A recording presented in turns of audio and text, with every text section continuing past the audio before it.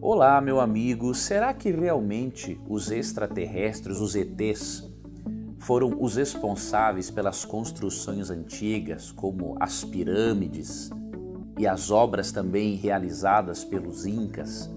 É sobre isso que eu falarei hoje, mas já lhe adianto que muitas pessoas que gostam de teorias mirabolantes ou teorias de conspiração, você pode ter certeza que as pessoas não vão gostar da resposta, mas independente de gostar ou não, eu preciso apresentar para você o que a Bíblia ensina. E eu espero, de coração, que você aceite aquilo que a Bíblia e a razão têm a nos apresentar.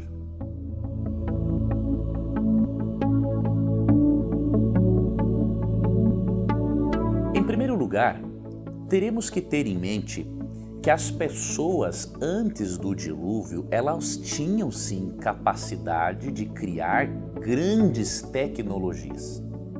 Se você estudar o texto bíblico, você percebe que eles eram muito inteligentes, eles viviam juntos, viviam muito, e a capacidade mental dos antediluvianos era tão grande que o conhecimento era transmitido de forma oral. Quer ver alguns textos que mostram esta capacidade dos antediluvianos? Por exemplo, aqui em Gênesis capítulo 4, verso 17, diz: "E coabitou Caim com sua mulher, e ela concebeu e deu à luz a Enoque. Caim edificou uma cidade e lhe chamou Enoque, o nome de seu filho." Veja, Caim tinha capacidade, conhecimento de engenharia para fazer a construção de uma cidade. Isso antes do dilúvio. Olha um outro detalhe no verso 21, falando de um outro descendente de Caim. O nome de seu irmão era Jubal. Este foi o pai de todos os que tocam harpa e flauta. Percebeu? Antes do dilúvio eles tinham um grande conhecimento de música e criavam instrumentos musicais. E se você segue no verso 22, Zilá, por sua vez, deu à luz a Tubal-Caim, artífice de todo instrumento cortante de bronze e de ferro. Eles criavam ferramentas. Então veja, eles tinham conhecimento tecnológico. Eles poderiam, antes do dilúvio, criar qualquer coisa dentro do contexto deles. Eles tinham uma mente, eles tinham um tempo de vida. Eles tinham um conhecimento tão amplo que só bastava transmitir oralmente, eles não precisavam ainda da escrita. Aí veio o dilúvio e destruiu todas as construções que os seres humanos haviam feito, acabou com tudo e resetou todo o conhecimento. Noé constrói uma arca demonstrando ter, sob a orientação de Deus, conhecimento de engenharia. Esta arca abriga algumas pessoas e vários animais para que Deus possa dar continuidade, à humanidade e à vida na terra também. Um outro detalhe para atentarmos é que as pessoas pós-dilúvio também tinham grandes capacidades. Primeiro, elas viviam muito, óbvio, não tanto quanto os pré-diluvianos, mas ainda viviam muito, viviam juntos e falavam a mesma língua. Qual é a vantagem disso? A vantagem é muito grande. Quando as pessoas vivem juntas, o conhecimento ele não é diluído. Perceba, por exemplo, que essa questão de que o ser humano evoluiu do mais simples para o mais complexo é uma bobagem. O ser humano, desde o início, sendo criado à imagem e semelhança de Deus, tinha capacidade para desenvolver tecnologia. Os chamados homens das cavernas eram pessoas com problemas congênitos, pessoas comuns, mas que não eram burros, não eram ignorantes, como muitos pensam. Pelo contrário, o ser humano foi evoluindo na sua capacidade mental. Antes, o ser humano guardava tudo, armazenava tudo no cérebro e transmitia oralmente. O surgimento da escrita se deu exatamente pela necessidade de transmitir informações, porque o ser humano não tinha mais essa capacidade de guardar e transmitir com tanta precisão as informações como antes. Hoje, obviamente, a tecnologia desenvolveu muito. Percebemos um desenvolvimento. Agora, nem tanto, porque ainda tem gente que acredita na Terra plana, o que é uma barbaridade, tá ok? Pós a Torre de Babel, as pessoas passaram a viver longe umas das outras, diz ali Gênesis 11.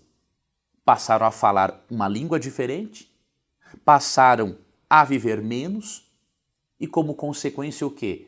Se cada um tinha uma língua diferente e foram morar em regiões diferentes da terra, isso significa que o conhecimento que eles tinham foi se diluindo.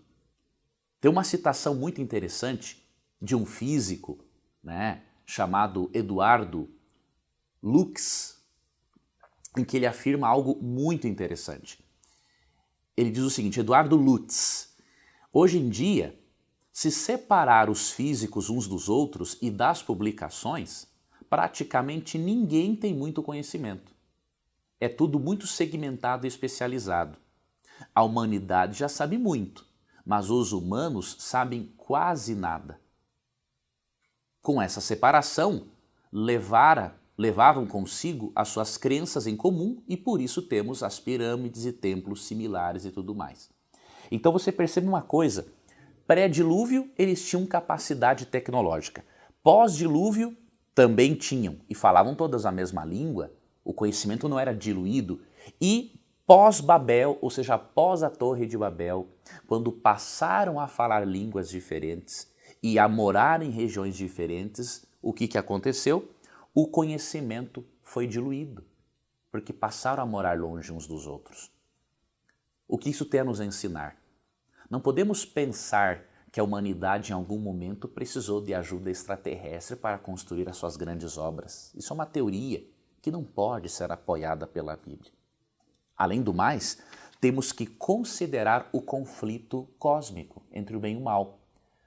Quando você estuda a Bíblia, você percebe que os únicos seres celestiais que têm contato com seres humanos são os anjos. E por quê?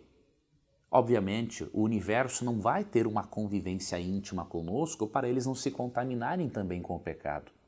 E só os anjos foram separados por Deus para terem contato com a humanidade para uma função muito específica: trabalhar em favor da salvação do ser humano.